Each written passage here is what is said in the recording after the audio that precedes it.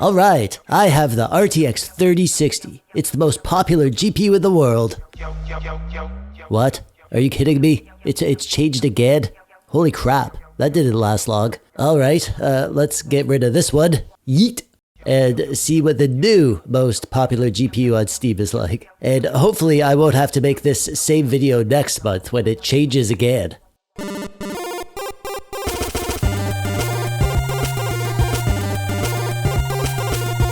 Hello, hi there, I'm TechDweeb, welcome. Thanks for clicking on the video today. Last month, I made a video about the Steam Hardware Survey, which is a tool that I love because it shows us what the people who are playing games are actually using to play their games. Last month, the RTX 3060 was topping the chart for the most popular GPU on Steam. I thought it was a great thing. The RTX 3060 is a great GPU. It has no issue playing the vast majority of modern games, and it has a whopping 12 gigabytes of VRAM. So it has a lot going for it. But it appears that there was some treachery afoot, because now it's a new month, and if you go and look at the Steam Hardware Survey, you'll see that the GTX 1650 is the top GPU. It's back on top. The RTX 3060 fell by almost 6%. It's losing to the GTX 1060 now. Like, what the heck is going on, man? The keen-eyed amongst you noticed that at the very moment the RTX 3060 took the crowd, in the languages, the simplified Chinese language shot up at the same time. I saw lots of speculation from you guys in my comments, some fun stories you made up. Everything from the Chinese government buying skids of RTX 3060s to internet cafes with multiple people logging into the same computers that would skew the data, to some sort of crypto scam, to Nvidia bribing its way to the top of the Steam charts for some shareholder malarkey. I mean, maybe. Any of those could be true. Who the heck knows, right? None of us are actually investigating and verifying this stuff. So my best guess is that Nvidia used subliminal psychic mind control like a supervillain to convince gamers without 3060s to skip playing games that month and go outside and play with their friends. That's what I did, so that seems like the most probable scenario, I think.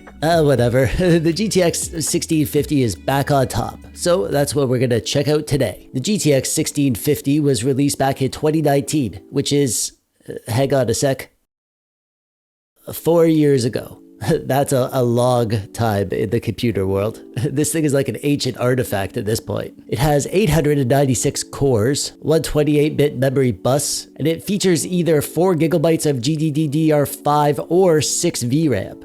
Yeah, that's right. There's 2 versions of this GPU with 2 different speeds of VRAM, which is freaking annoying, but the difference between them isn't that big. I've tested both out in the past and compared them against each other, and the difference is like 5% at most. And some games show no difference at all, so it's not a deal breaker. This version that I'm testing today is the 4 gigabyte GDDR5 version, and I painted it white myself, because I'm crafty like that.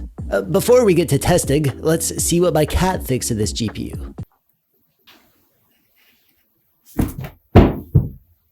Oh, she likes it. That's a good sign. I'm using this GPU in my main PC, running a Ryzen 9 5950X in an Asus TUF X570 gaming motherboard with 64 gigabytes of Trident Z Neo DDR4 RAM, and I'm running all these games off a PCIe Gen 4 NVMe SSD. Full specs and parts list can be found in the description below. Starting off, as always, with Shadow of the Tomb Raider. Initially, I was thinking I would do the same settings as I did when I tested the 3060, and then you could like compare the results. But then I realized I was stupid because I used ray tracing and DLSS in lots of those titles, which we don't have access to on the 1650, obviously. So I'm just going to go with settings that I would actually use when playing games on this GTX 1650. I will test the same games though as my 3060 video, so we can compare what the experience of owning a 1650 would be compared to owning a 3060, even if we're not here to compare the performance directly. And this is fine performance here, of 48 FPS average and 41 FPS 1% lows with the high preset. If you wanted higher FPS, then go down to the medium preset, you'd probably get close to 60 FPS like that.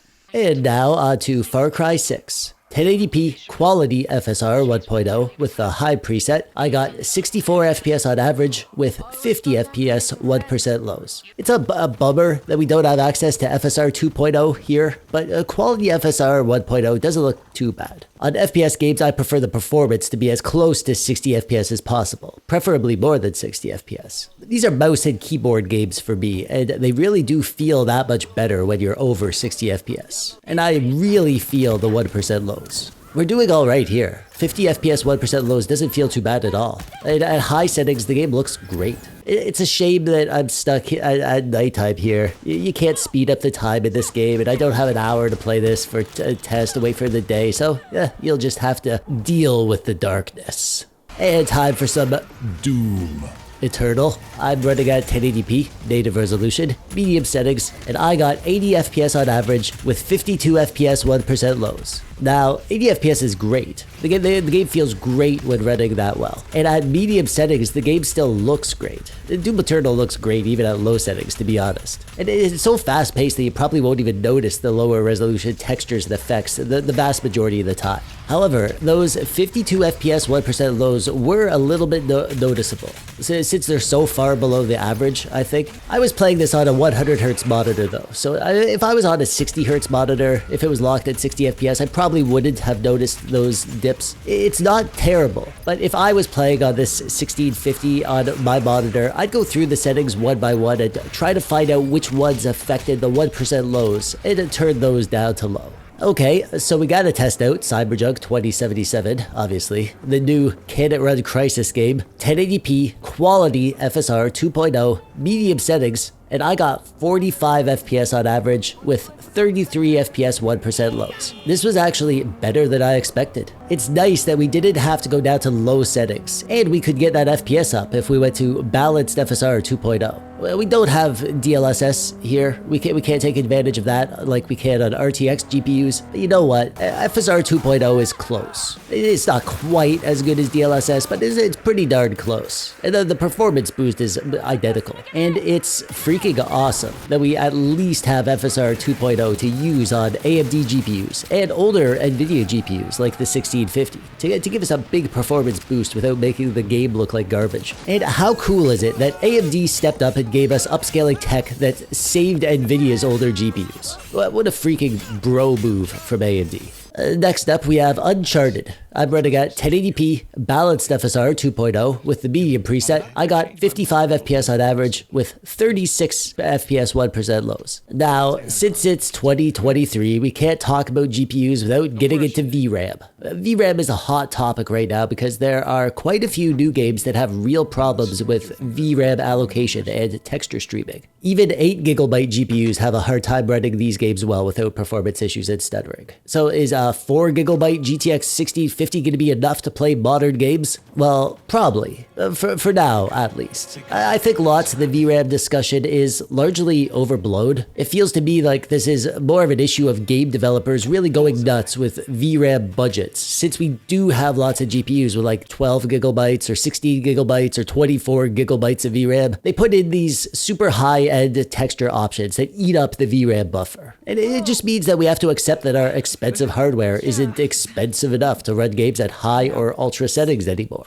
But it is possible to run the games and enjoy the games, even if you have to go down to medium settings, believe it or not. Or low, as we'll probably have to do on 4GB GPUs like the GTX 1650. Next up, we're gonna try The Witcher 3 at 1080p, medium settings with balanced FSR 2.0. And I got 59 FPS on average with 46 FPS 1% lows. Have you noticed that some games look totally fine when using upscaling tech, but some don't? That's becoming a real thing. Witcher 3 is one of those games that looks really good when using upscaling. Which is surprising because I find that it's the games with like lots of trees and foliage that tend to look weird. Like it's super obvious that you're using upscaling. Not here in The Witcher 3 though. They did a stellar job with the conversion to DX12 in this game when they did the next gen update. Even at medium settings, it looks way better than it did on DX11. And because the upscaling looks fine, then we can get it running really well. I'd have no problem playing through the game like this on the GTX 1650. No problem at all. In Elden Ring, I chose to run at 1080p native with a medium-high settings mix, and I got 59 FPS on average with 48 FPS 1% lows.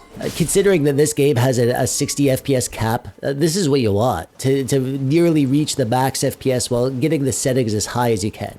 Keep in mind that this is the GDDR5 version of the card. The GDDR6 version will give you about 5% better performance, which means that you might be able to turn up a few more of those settings to high and still get the same FPS. But to be honest, I would probably do that here anyways. Since this is a controller game for me, I don't mind playing at like 40 to 50 FPS if I can get the graphics looking a little bit better. I can play perfectly well like that. This game engine doesn't feel super snappy and responsive anyways, no matter what FPS you're running, so don't stress it if you can't reach 60 FPS on your hardware in this game. Moving along to God of War.